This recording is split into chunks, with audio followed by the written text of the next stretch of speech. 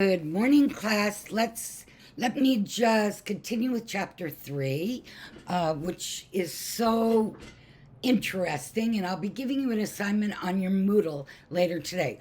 Also, if you are following along with the lectures, can you drop me a note to tell me?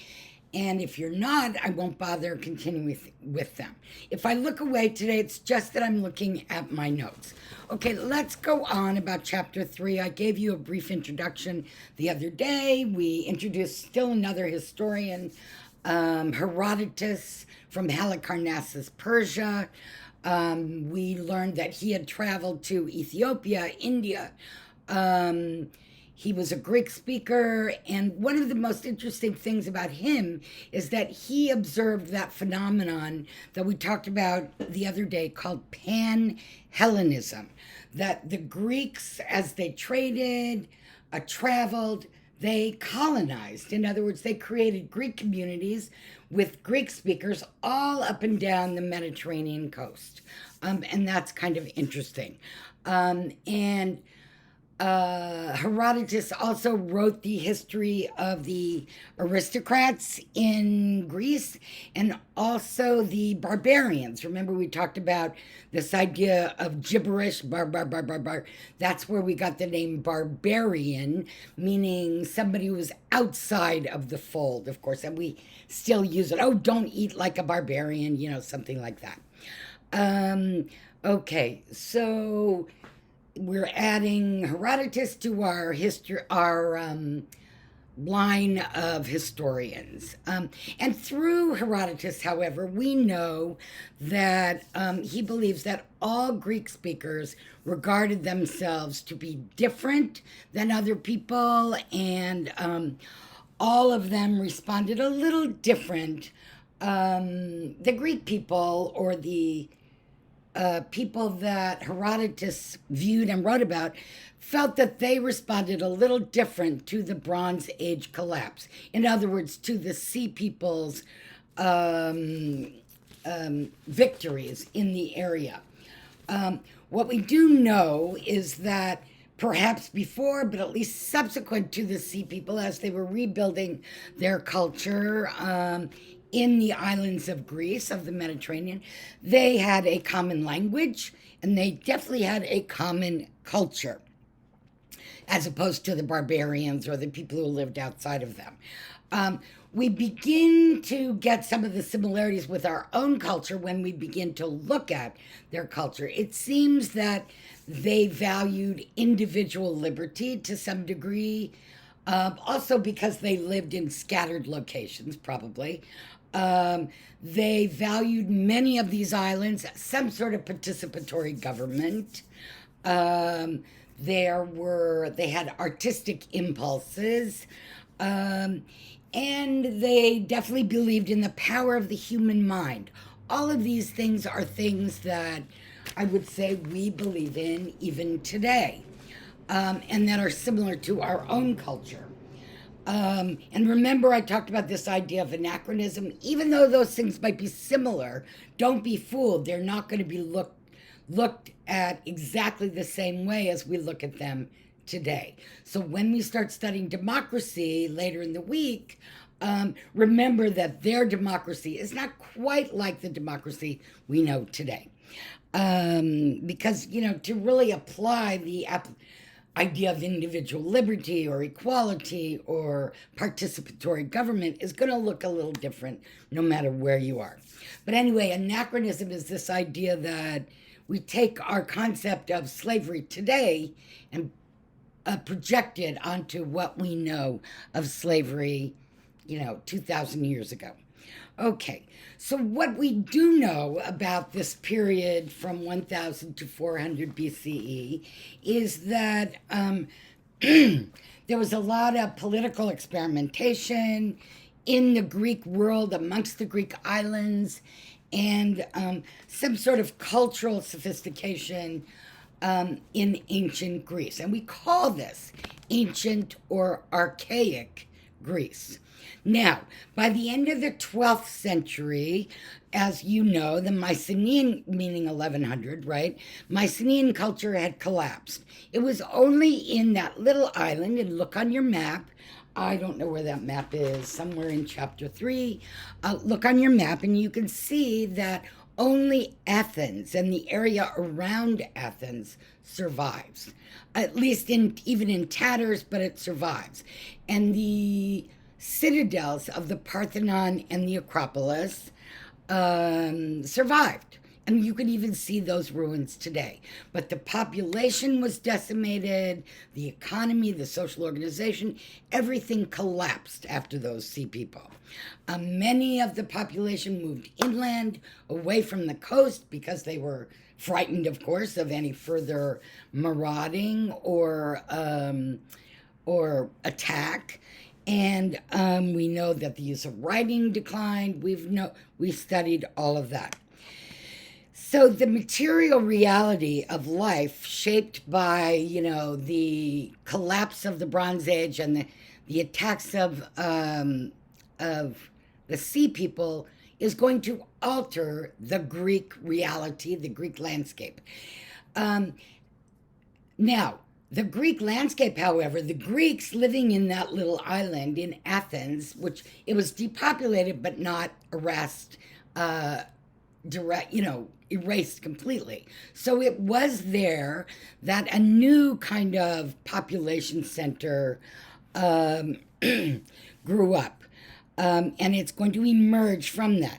The political participation, perhaps, the idea of modesty, not over, and remember I introduced this last lecture, of hubris, of over too much pride, which is disliked, looked down upon, and the idea of the guest friendship and the idea of domestic self-sufficiency in the community is all going to be rewarded and valued as the community rebuilds. So these are going to become attributed to Greek philosophy and Greek identity. At the same time, you've heard of the Greek gods like Zeus and Pan and these, and they're going to further develop their mythology of this period, of the heroic period, if you will. But man is going to look to those gods for their strength, at least in Athens and Greek culture. Daily life was hard, we could say, after the collapse. And however, they're always comparing themselves to Homer and the gods in what is going to be called the Trojan War. And the Trojan War is, of course, that we used to think it was completely fictitious, the war fought by Homer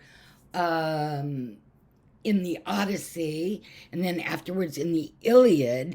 And, of course, in the Odyssey, it was thought to be completely, really not superstitious, but a parable, just a story of the heroes.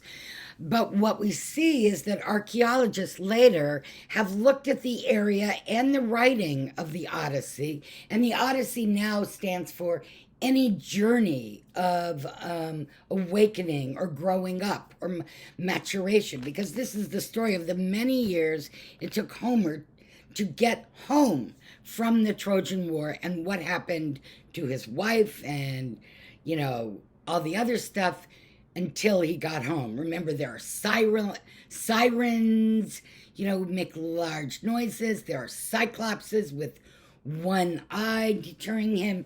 And all of these things, archaeologists now believe, at least some people have actually tried to make this trip in Greece, that perhaps these were real stories of real journeys. And the wind made it sound like sirens and et cetera, et cetera. It's quite interesting, actually. So because it was so hard rebuilding Greek society, perhaps that is why it became a good thing to rely on individualism, to compare oneself to the heroism of the gods.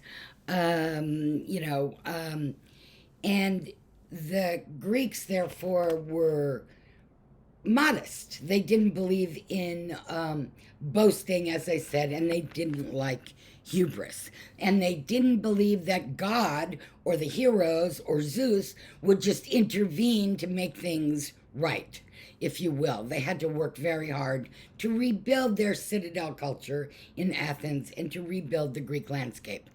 They did develop a pride in their accomplishments. Um, they didn't want to. Let me give you another example of why they didn't like hubris. They didn't really want to attract the attention of the gods too much because they thought the gods could destroy them again. Um, so the Greeks in their culture began to look favorably on those who had ingenuity, individualism, and who were sort of experimental, and had initiative in rebuilding. Now, let me stop here and talk a little bit again, a little more about Homer. And what we call the Greek tradition, and I'm sure you've heard all about these myths and fables that go along with them. Slowly, the living conditions of the Aegean countries improved. They developed because I guess they had enough people and enough money. The artisans developed. In other words, people who did pottery, people who built in architecture and the building trades, and they were involved in trade with other groups up and down the coasts. They made Greek pottery, which maybe held olive oil, maybe held water, maybe held wine, and their artisan work, their pottery, their proscenium arches, theater works, so they could stand on a huge theater and be heard. Their scientific ingenuity, their artisanship in pottery, frescoes, painting became very sophisticated. The Greeks also, we know they're an island, we know they traded. I don't want to, we know the merchants traded in exchange for luxury goods from abroad. For example, we know that the Greeks traded in the Egyptian coast for papyrus and for wood, which they had very little of for their boats. And we know they traded all the way into the east for silk, the east meaning towards China. Now, once trade develops anywhere, there's going to be a stratification of the more wealthy, the people who get wealthier from trade, and the people who don't. There'll be an aristocratic trading class. If you're successful, you'll become an aristoi, as I mentioned in the other lecture, the best man. Wealthy. So the aristocracy, which we still use in Europe and the United States today. Those who are wealthy from whatever the activity. In Greece, it turned out to be trade. Then there'll be an artisan class. They may make it big or they may not. But there'll be a skilled group of workers and artisans. Okay. And then there'll be a warrior class. What does that warrior class do generally? They protect the island. So they're quite important. And as we go along in time, we will see that without warriors, even if they have no money and are totally born from nothing, they're quite important to the power that to the individual or the group or the aristocrats who are in power. Now, in Greece in particular, the aristocracy or the best men, they might be the smartest, the wealthiest, the most cultured, they were, according to Greek tradition, supposed to emulate the best of the heroes, the myths, about the heroes, and the best of, the ideals within the culture. And as I said, the idea of the weavers of songs, the literature, the poems in the Homer and Iliad, in the Odyssey and the Iliad, which are all written first in, what do you say, a spoken speech, like a song or a poem. And the Greeks became very adept at this, using poetry and oral poetry. And in a lot of the theater, they had choruses of the townspeople who perform choruses, which is sometimes supposed to be the town, sometimes supposed to be the conscience of the individual talking, but they became very adept at writing and emulating the gods. And so, what was first the poems and the Odyssey, the Iliad, which probably were first oral traditions, folk tales, then became translated into poems. These are called lyrics, and I'm sure you've heard of, every rock song has lyrics or words to it. And the Greeks at this time became very famous for their lyrics, even if it was a oral or folk tradition. So the heroes, Hesiod is going to talk, remember, about the age of heroes. This is it. Homer, the Iliad, the Odyssey, Helen of Troy, etc. Pay careful attention because, interestingly, these stories changed over time, retelling like telephone. They're going to change significance, political significance, social experience. The relations portrayed in these stories, in these poems, is going to change, just like we might see in a theater piece or on television. We're going to have different character over time. That's how folk music is, or folk tradition. But what we do know is this oral tradition, which is then going to be written down in lyric poetry, in poems, is going to travel the Greek world from Ethiopian Greek settlements to Philistinian Greek settlements. All over, there will be Greek settlements which recite these poems of the heroic age, the Homeric epics. So this is a treasure, just like we read the history of the Hebrews through their writing down of the Old Testament. We read a lot about the Greeks through their poetry, their lyric poetry, and we can understand a great deal about what their society was during this heroic age by reading their lyric poetry.